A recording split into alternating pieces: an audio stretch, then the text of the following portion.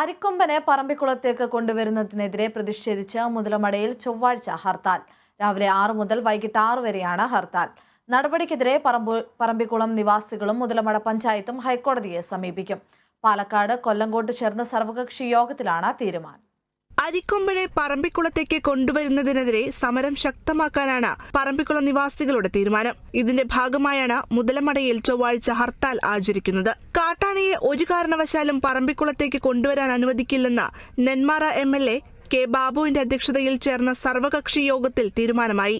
നീക്കത്തിൽ നിന്ന് മാറിയില്ലെങ്കിൽ തുടർ സമരങ്ങളും നിയമ പോരാട്ടങ്ങളും നടത്തും. ഇതിനായി ജനകീയ സമിതി രൂപീകരിക്കാനും സർവകക്ഷി യോഗത്തിൽ തീരുമാനം. പറമ്പിക്കുളം ജനവാസ മേഖലയാണ്.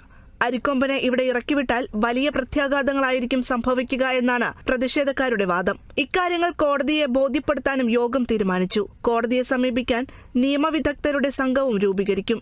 പറമ്പിക്കുളത്തെ 6 പഞ്ചായത്തുകളാണ് അരിക്കൊമ്പനെ ഭയക്കുന്നത്. ഈ പഞ്ചായത്തുകൾ കേന്ദ്രീകരിച്ച് സമരം ശക്തമാക്കും. സർക്കാരിന്റെ പിന്തുണയോടെ അരിക്കൊമ്പനെ കൊണ്ടുവരാനുള്ള നടപടി പുനർവിചിന്തനം ചെയ്യാനുള്ള സാധ്യതകളാണ് തേടുന്നത്. അതേസമയം അരിക്കൊമ്പനെ മാറ്റാനുള്ള നീക്കം നീളുന്നതിൽ ചിന്നക്കനാൽ ശാന്തൻപാറ നിവാസികൾ ആശങ്കയിലാണ്. Kerala vision news, Kochi.